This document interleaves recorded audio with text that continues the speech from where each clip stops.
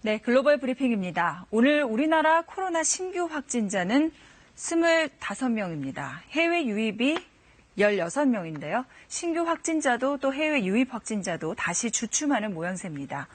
전 세계 누적 확진자 보실까요?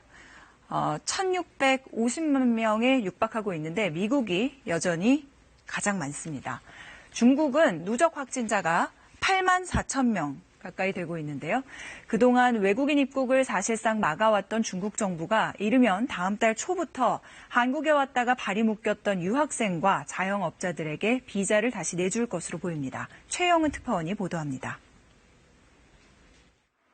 중국에서 한방 화장품 등을 생산 판매하는 이 중소기업은 대표 책상이 수개월째 비어 있습니다. 잠깐일 줄 알았던 귀국길이었는데 중국 정부의 외국인 입국 금지로 못 돌아오고 있기 때문입니다.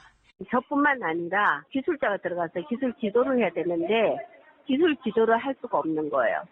지난 3월 말 이후 사실상 막혔던 중국 입국이 재개될 전망입니다. 장하성 주중한국대사는 중국과 유학생, 취업자, 유효한 거류증이 있는 교민의 비자 발급에 합의했다고 밝혔습니다. 시점은 8월 초가 될 전망입니다. 중국이 특정 국가의 비자 제한을 완화한 것은 한국이 처음입니다. 기업인 신속통로, 이른바 패스트트랙으로 일부 입국이 허용되었지만 대상은 대기업과 협력업체 직원 위주였습니다. 베이징 한윤회는 코로나19 이후 중국에 입국하지 못한 한국인이 7만 명이 넘는 것으로 추산하고 있습니다.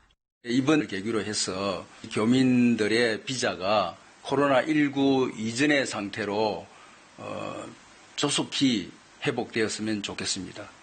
하지만 당장 본격적인 입국은 어려울 전망입니다. 현재 양국으로 가는 항공편이 주당 14편으로 크게 줄어 비자가 있어도 항공편 구하는데 또 다른 어려움을 겪기 때문입니다.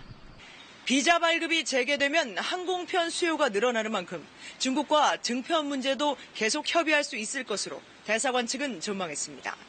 베이징에서 KBS 뉴스 최영은입니다.